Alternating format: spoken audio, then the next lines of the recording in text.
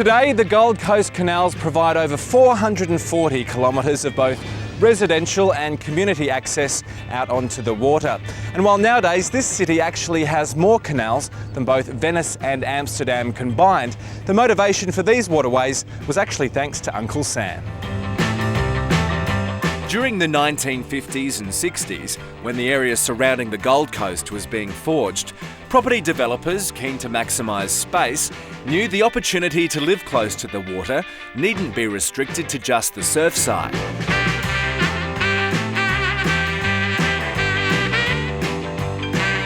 This canal phenomenon is based on similar estates in Florida, and a leisurely cruise provides an ideal opportunity to let them unfold around you. Or just sit back, relax, enjoy your cruise.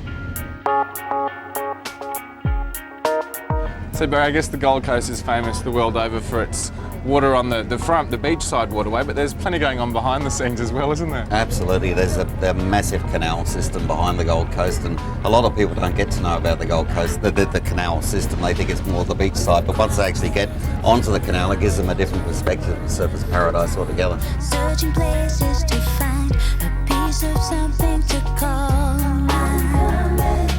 Wyndham Cruises depart from the end of Cavill Mall and offer a unique cruise on a purpose-built boat. And tell us a bit about this boat. It seems perfectly suited for the occasion. This boat's absolutely made for this type of cruise. The vessel's about 23 years old. She was built in Perth. She's a 27.2 jet-driven vessel, so both Hamilton jets on the stern.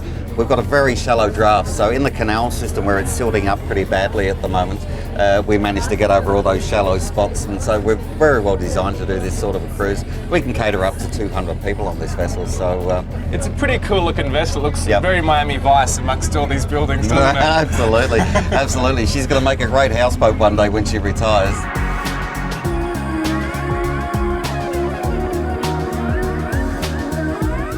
Despite being man-made, the canal systems have now become a major part of the local environment. And you're bound to see a few people fishing today. And sort of fish you'd expect to catch will be flathead, whiting, tailor, bream and mullet. And of course a fair few sharks.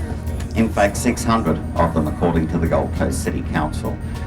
Now the canals here are home to a huge number of marine and bird life, but it's the homes above the water that make the most interesting spotting. Look at that one. I'm coming, can you hear what I hear? It's calling you, my dear, out of reach. Magnificent homes and a rare glimpse of some of the most prestigious real estate in the country. It's all part of the experience.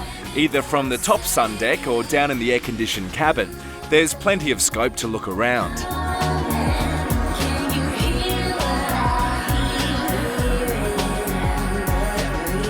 Is it a chance to be a little bit nosy? It is. Some people actually bring binoculars onto the cruise, you know. I'm sure they'd be really happy about that. So yeah, it is a little bit, and some of the people on the canal system are very friendly too. You know, they wave to us as we go past, and they sort of interact with our passengers. So it's all very good. And just between you and me, has there ever been anything that you've seen in some of the homes that perhaps maybe you shouldn't have? Well, I have seen a few things happen in those homes, and we do night cruises as well, so okay. I'll leave that to your imagination. So you've got to think on your feet in terms of commentary then, don't you? Oh, you do. You sort of think as you're moving along. The cruise starts from the wharf behind Tiki Village, located at the river end of Cavill Avenue in Surfers Paradise. The ticket box is on the corner of Fernie and Cavill Avenue. Bookings aren't essential, but it's wise to call ahead during peak tourist times and on the weekends. Now, after a glimpse of the Gold Coast like that, you may well find your next stop is off to your bank manager. Coming up, I'm taking you on a Sunday drive to beautiful Buderim.